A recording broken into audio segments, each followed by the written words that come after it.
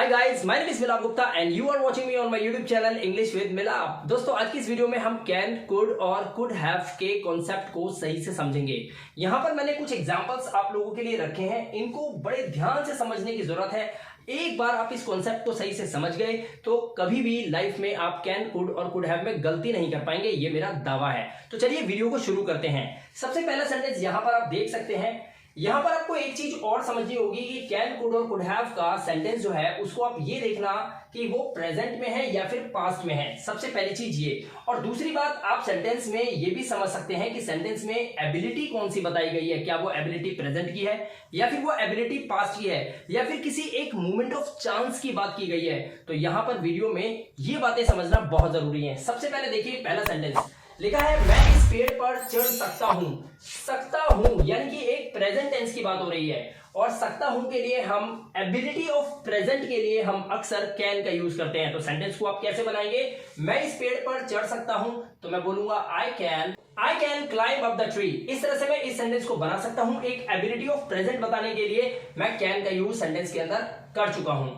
अब इस सेंटेंस में आपने बोला I can climb up the tree, क्योंकि अब आप हैं 20 साल के, ठीक है। लेकिन क्या होगा जब आप बूढ़े हो जाएंगे? तब आप क्या बोलेंगे? जब मैं 20 का था, यानी कि जब आप इस उम्र पर थे, जब मैं 20 का था, इस पेड़ पर चढ़ सकता था।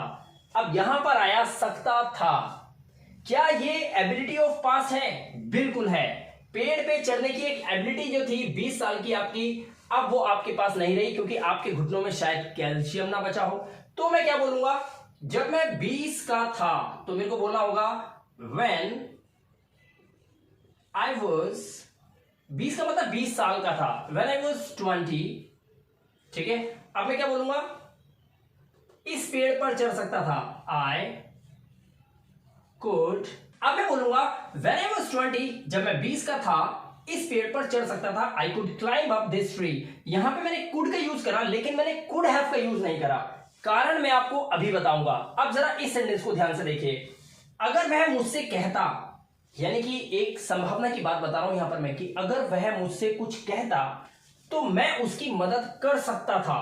अब यहां पर भी है सकता था और यहां पे भी है सकता था, बट दोनों में एक डिफरेंस है। ये एबिलिटी ऑफ पास्ट की बात हो रही थी, लेकिन यहां पर क्या लिखा हुआ है? A chance that I missed. एक चांस था जो मैंने मिस कर दिया। क्या चांस था जो मैंने मिस कर दिया? अगर वो मुझे मदद करने के लिए कहता, यानी कि वो मुझसे कहता, तो मैं उसकी मदद कर सकता था। उसने मुझसे कहा नहीं और मैं उसकी मदद कर नहीं सका। यहां पर एक चांस की बात है जो मैंने मिस कर दिया, मैं उसकी मदद नहीं कर सका।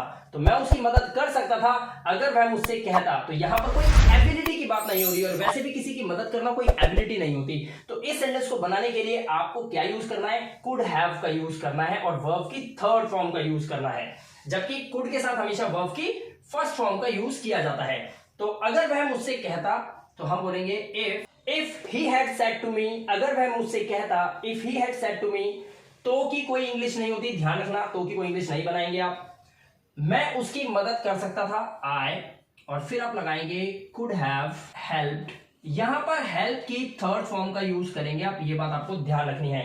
I could have helped him, मैं उसकी मदद कर सकता था। अब आप यहां पर देख सकते हैं, हमने कुड हैव के साथ वर्ब की थर्ड फॉर्म यूज करी। क्यों? क्योंकि एक चांस था जो हमने मिस कर दिया। क्या मिस करा? उसको मदद करने का चांस था जो हमने मिस कर दिया।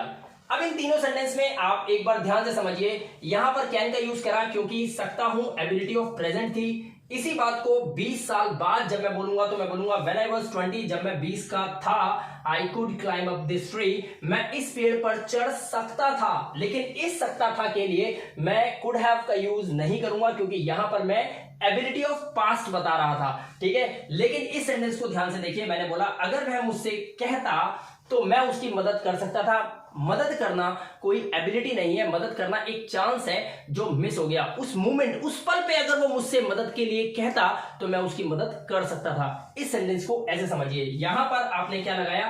कुड हैव, और लगाया वर्ब की थर्ड फॉर्म।